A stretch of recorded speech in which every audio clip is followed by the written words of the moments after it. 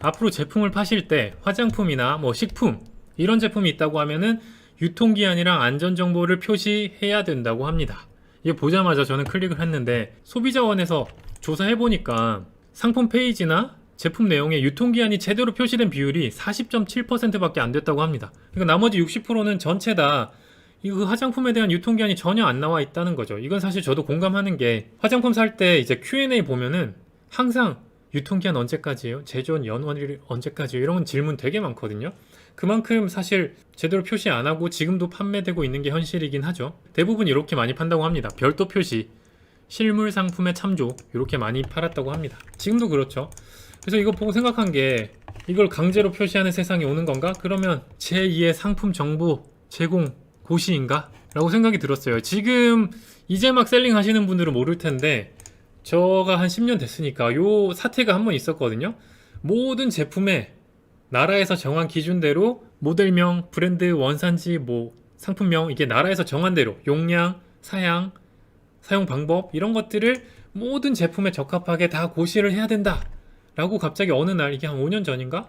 갑자기 법이 바뀌어서 저 같은 대량 등록 셀러는 다 죽는 게 아닌가 그런 말들이 많았어요. 이거를 모든 제품에 어떻게 반영을 하냐, 큰일 난다, 우린 망한다 이렇게 해서 셀러들이 엄청 항의를 하니까 약간 유도리 있게 인정을 해줘서 오히려 좀 번거롭긴 하지만 이 내용들이 가만 보면 기본적으로 제품 페이지에 다 들어있거든요.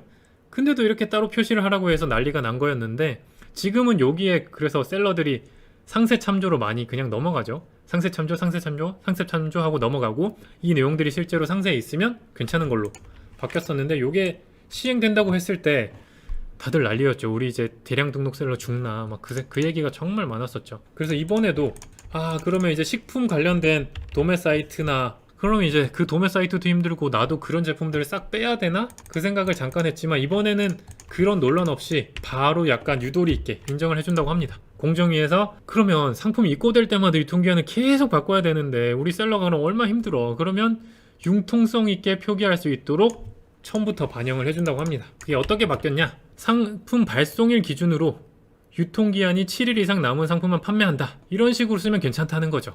그러니까 결국 또 빠져나갈 구멍은 생겼죠. 이제 항상 유통기한이 며칠 이상 남은 제품으로만 발송합니다. 요 정도로만 표시하면 되고 어쨌든 준비는 해야 됩니다. 기존처럼 그냥 상세 참조 아니면 그냥 별도 표기 이렇게 하시면 안 되고 제품이나 화장품 이런 것들은 정확하게 며칠 이상 남은 제품을 판매한다. 접수일 기준으로 3일 이내 제조된 상품만 판매한다. 이런 식으로 명기를 해야 합니다. 그러니까 미리 지금부터 준비를 하셔야 되고 그 밖의 상품도 유통기한이 몇 월 며칠부터 몇 월 며칠인 상품을 순차 발송한다. 이렇게 준비를 하셔야 돼요.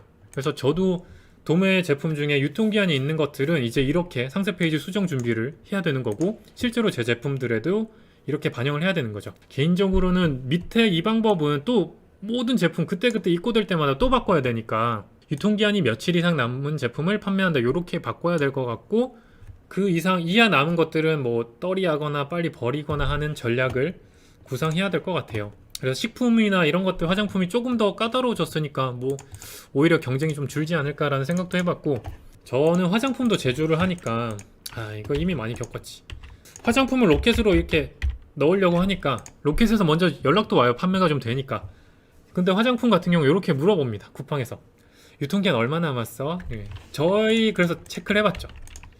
저희께 지금 보니까 11개월 한 15일, 20일 남았더라고요. 화장품 같은 경우는 보통 2년이고 펜, 볼펜, 여성분들 펜 이런 펜슬 뭐 이런 것들은 보통 한 3년 이렇거든요. 근데 남은 게 이제 11개월 한 20일 남았더라고요. 그래서 11개월 20일 남았어. 사줄 거야? 보낼까? 로켓 입고 시킬까? 했더니 쿠팡에서 갑자기 쭉 하루 정도 뜸을 들이더니 그러더라고요. 아니 다시 만들어서 가져와. 그래서 쿠팡 같은 경우는 참고해야 될 게 유통기한이 화장품 같은 경우에 1년 미만인 것들은 아예 로켓으로 받아주지 않습니다.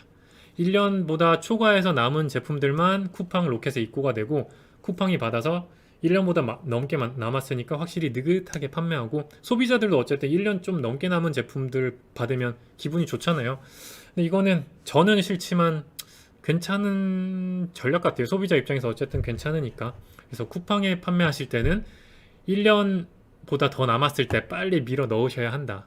그리고 1년 밑이 되면 빨리 떨이 하든 뭐 하든 조금 처리를 하셔야 된다 라고 알고 계시면 될 것 같고, 그래서 화장품이나 식품 하실 때 유통기한 있는 것들은 확실히 준비를 해야 됩니다. 마지막 정리하면은 식품은 이제 이런 식으로 며칠 이상 남은 제품만 판매한다, 며칠 이내 제조된 상품만 판매한다는 식으로 명기를 미리부터 해놓으시면 편하실 겁니다.